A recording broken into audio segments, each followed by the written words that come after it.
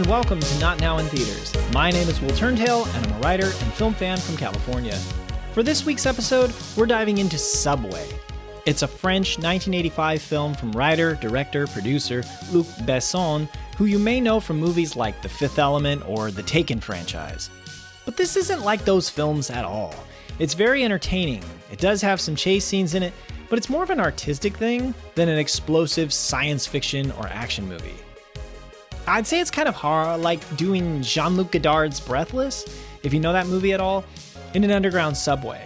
Not quite the same energy to it, but you get the idea. Since starting this podcast, I'd label it as arguably the most intriguing movie I've done so far. It's certainly made an impression on me, and I can't wait to tell you about why. Before we start, a reminder that making films is hard and you have to respect that, so any criticisms are meant to be constructive. I don't think this review contained a whole ton of spoilers, but I'll do my best to call them out for you if they come up. Okay, let's get into the show. Subway 1985 review. What the French is this? Subway is a Luc Besson movie I didn't know the director had on his keychain of talents. Here in America, I'd gone to the theater to see The Fifth Element, a science fiction action classic starring Bruce Willis, and absolutely loved it. And when I got a little older, I found Leon the Professional, with Jean Reno, the precocious Natalie Portman, and the effervescent evil of Gary Oldman. But those Besson action films from my youth didn't prepare me for Subway, which actually came before. One look at the film's movie poster, with Christopher Lambert holding what appears to be a lightsaber knockoff, led me to think we were in for a weird world action display. No doubt Lambert saving Isabelle Adjani from the thugs of the Paris Metro who would dare attempt atrocities on such a beautiful creature. But nah, that's a light in Lambert's hand, not a saber. And there's a chase or two in Subway, but action isn't the game here. Critic Raphael Basson classified the film as part of the cinéma de Luc movement, which, if I have the French translation right, is another way of saying the cinema of the look. And again, I'm not a French speaker, so I'm probably mispronouncing lots of these names, but I'm doing my best here. That might sound fancy or prestigious, but Cinéma de Luc was intended as a put-down. It said these films favor style over substance, spectacle over narrative. They are movies with visual flair and usually alienated characters, cynical views of the police, and doomed love affairs. But while the critic, Mr. Basson, didn't seem to enjoy the film, the director, Mr. Luc Besson, must have taken pleasure in the film's success. It appears to have grossed $22.3 million at the box office, surpassing its $2.6 million budget, and was the third most popular French film of 1986. It also received 13 César Award nominations, winning 3, which, if you don't know, and I didn't until I looked it up, are the French equivalent of the Oscars. And noted critic Janet Maslin, among others, had many positives to say, enjoying the, quote, highly energetic visual style. Although she did mention the, quote, characters and situations so thin they might as well be afterthoughts. So let's sort this one out. Is Subway a good movie? The plot of Subway. After a high-speed chase through the Paris streets, Fred crashes his car into the gates of the Paris Metro and keeps on running. As several mysterious men in tuxedos pursue him, he manages to escape into the underground labyrinth of the Metro. With compromising documents in his possession, he tries to blackmail Helena Kerman into a $50,000 payoff to get the papers back. But all that blackmailing stuff is just a part-time gig for Fred. Soon, he befriends other residents of the underground metro, including petty thug The Roller, the drummer, and the florist. And as Helena implores Commissioner Gessberg for help capturing Fred, she seems to take a liking to him. Just maybe. Will Fred manage to seduce Helena, collect his $50,000 ransom, and assemble a band he hopes to manage? And just to walk you through the cast here, Fred is played by, yes, the one and only Christopher Lambert. Helena Kerman is played by Isabelle Adjani. The Roller is played by Jean-Hugues Anglade. The drummer is played by Jean Reno, the florist by Richard Bohringer, and Commissioner Gesberg by Michael Galabru. You can read the rest of the main cast here in the transcript, and again, I hope I haven't grossly mispronounced people's names. I look up the pronunciations before and very much try to do my best here. And if you wanted to see a trailer for Subway, you can check one out on IMDb with the links in this episode section down below. As I always do on these podcast episodes, I'll put in any screen cap I reference in there, as well as any external links if you want to check those out at the bottom of the transcript. So now that you understand the plot, let's get into the movie and what's good about it. First up, let's call this one Down in the Metro, which is worth 4 points. The film is absolutely beautiful, and not just because of Isabelle Adjani. It has a talent for the strange and wonderful in ordinary places. Instead of the usual industrial shit, it's like artists were brought in to design the underground of the Paris metro. There's a world of lights and cables down there, it seems, with nifty spiraling stairs. There are small, cramped worlds to explore, reminiscent of an open-world experience in this play-it-for-the-experience RPG video game. As the oversized to comic buffness that is Big Bill lifts his makeshift weights in his apartment, you just wonder what's going on when the whole community lives within these tunnels.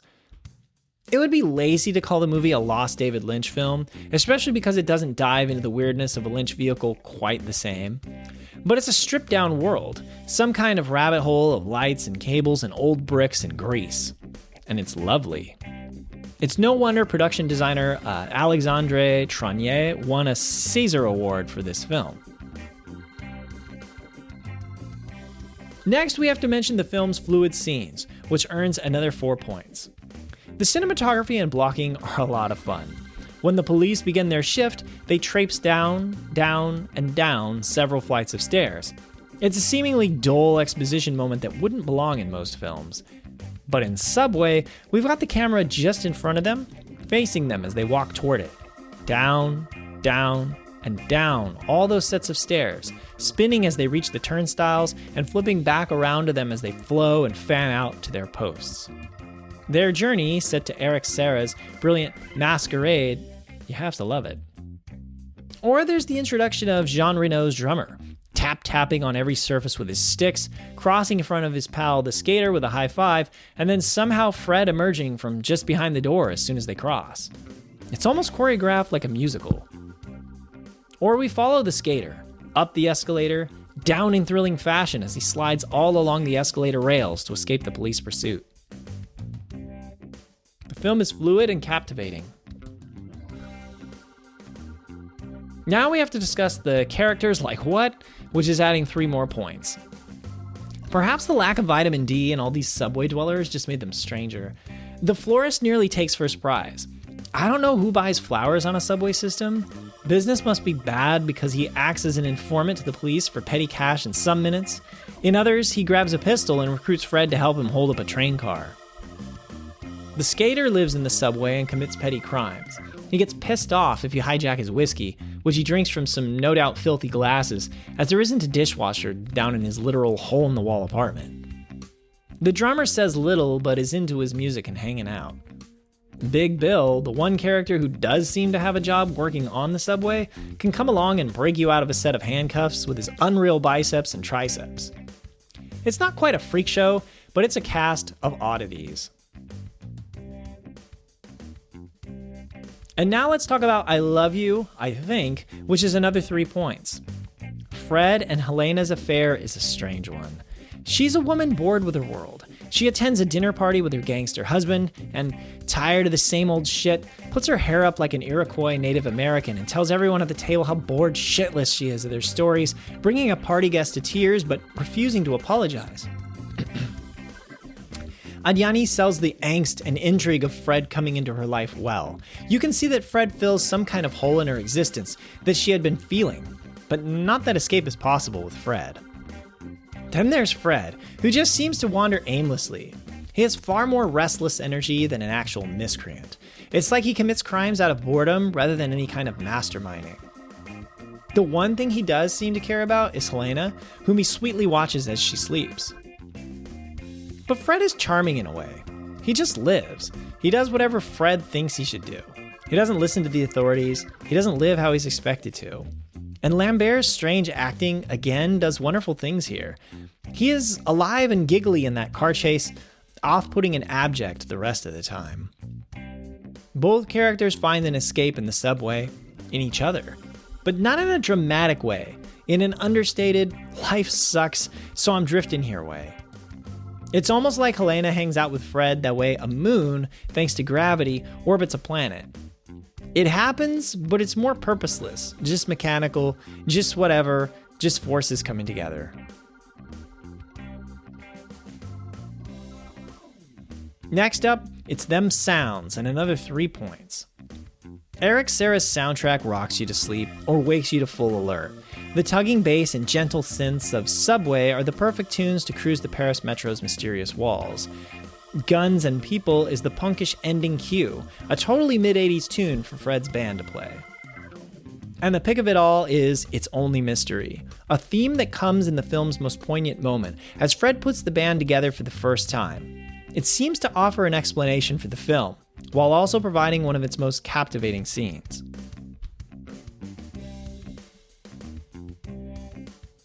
So now let's talk about what I can see as the drawbacks to this movie. First up, we'll call this one What's the Deal? And take away 2 points. This film isn't standard. It has a heist, but it isn't a heist movie.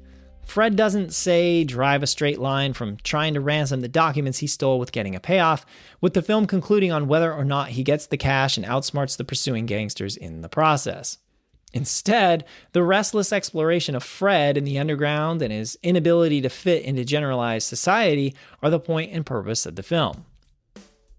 But even that is a bit hazy because there's nothing overtly said or symbolically shown to cue it. And lessons learned? No lessons are learned here by any characters at all. Maybe you could argue that you can escape society for a time, but not a lifetime. That's about it.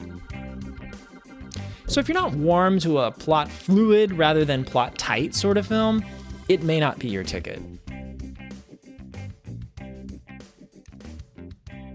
And now this next negative is called En Français, which takes away 0 points. Yes, this is a French film, acted in French, so you watch it with subtitles. If that bothers you, well, it's a potential negative for your viewing experience. I'm not taking any points off this review for it, though. I encourage watching foreign movies in their native language to get the full effect of the performances. I believe Lambert himself did dub his own lines in the English version, though.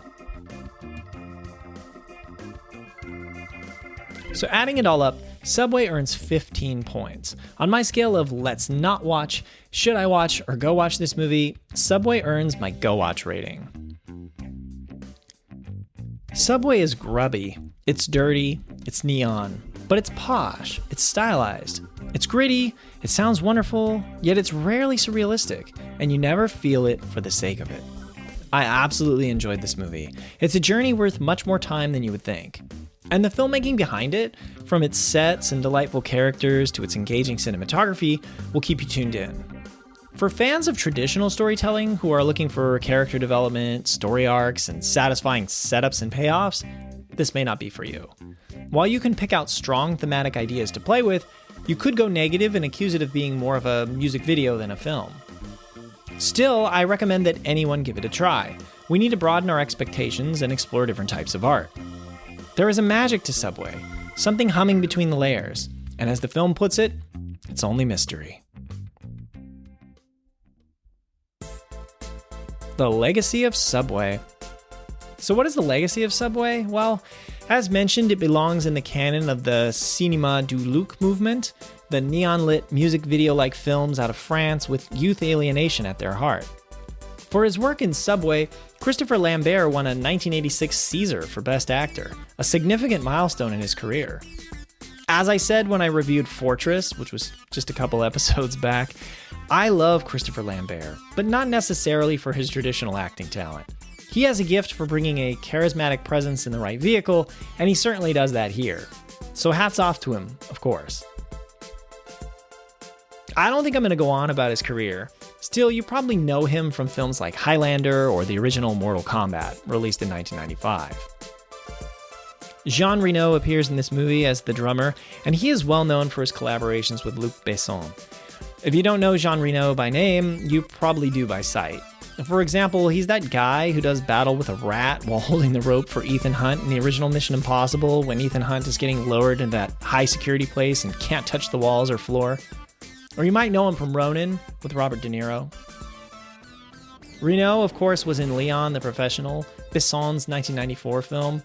He was also in Besson's Le Dernier Combat, if I'm pronouncing that correctly. I think it means The Silent Combat, The Big Blue, and the original La Femme Nikita. Isabelle Adjani, if you don't know her, is a big deal. She has won 5 César Awards, a Lumiere Award, and received nominations for 2 Academy Awards. She's been in known cult movies too, like Possession or the 1979 Nosferatu the Vampire. Eric Serra's soundtrack sold over 100,000 copies in France, and it definitely made it onto my movies playlist. For Luc Besson, the movie was a huge success. In total, it received 13 César Award nominations, winning Best Sound along with the 2 other I mentioned already. It also earned a BAFTA for Best Foreign Language Film. That must have helped him gain more visibility outside of France at the time. And Besson has gone on to direct, write, and produce films like the Taken movies or The Transporter, as well as writing successful children's fantasy novels, the Arthur series. However, I must acknowledge that Luc Besson comes with some personal baggage that makes it difficult to discuss his career entirely positively. He's had rape allegations before, which were dropped, and I'm not saying they are true. But he's also had multiple allegations of inappropriate sexual behavior toward other women. They didn't bring charges and remained anonymous. And he's got a history of dating women far younger than him, including one of his wives who was 12 when he met her and started dating her when she was 15 and he was, I think, 32? Again, other than the fact that he did date and marry that wife, I'm not saying these things are true, but that much smoke around a person makes me uncomfortable. I won't go into detail about all this. Still, I link to an article from Far Out magazine about how Leon the Professional is supposedly based on his relationship with his very young wife, and that you might feel different about that movie after you read this opinion. Whether or not that clouds his film career is up to you. I am not saying it's true, but it all raises red flags for me that make me mighty uncomfortable. Anyhow, just getting back to this film, a piece on this movie from me, I don't think it looks anything like the 1980s films made in the US. As a time capsule of a previous era, it has to belong to something uniquely French, I would think. A fun fact here is that initially, Sting was going to play Fred. I love Lambert for the part, but I can completely see that. And that gives you yet another weird David Lynch vibe, since Sting was in Lynch's Dune 1984.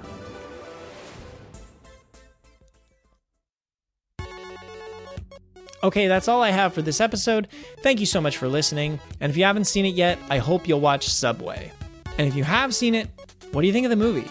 Is it nonsense or the most awesome trip you've had down to the underground of the Paris Metro? You can reach out and let me know on Blue Sky using the link in the transcript, or just search for Will Turntail. And if you like this episode, would you take a minute or 2 of your time to leave me a review wherever you're listening from? I've had some upticks in traffic on this show over the last weeks, and I think a review would really help more people find it if you're enjoying it. So please help me keep up the momentum. Or if you're listening on YouTube, be sure to like and subscribe. New episodes of this podcast come out on Tuesdays. Next week's episode will be a new format we haven't tried on this podcast before. We're going to pair early 90s gangster films, King of New York and New Jack City, to see which one comes out on top. But it's not going to be a traditional which is better, which is worse criteria there. At least I don't think so, as it's all coming out of my head right now. So be sure to turn in next week for King of New York versus New Jack City, a battle of the early 1990s gangster movies that have Wesley Snipes in them. This podcast episode is production copyright of Overegged Media, LLC, located in Sacramento, California. Reference photos linked in the transcript are copyrighted by the Internet Movie Database. This review's factual information was gathered through online sources like Wikipedia, IMDb, or interviews. Misrepresentations and errors are possible, but unintentional. Introduction music, Neon Laser Horizon by Kevin MacLeod of Incompetech.com, licensed under Creative Commons by Attribution 4.0 license. And the exit music and additional music are also by Kevin MacLeod of Incompetech.com, also licensed under Creative Commons by Attribution 4.0 license. The names of those songs are Voxel Revolution, Funky Box Step, and Aerosol of My Love. Goodbye for now.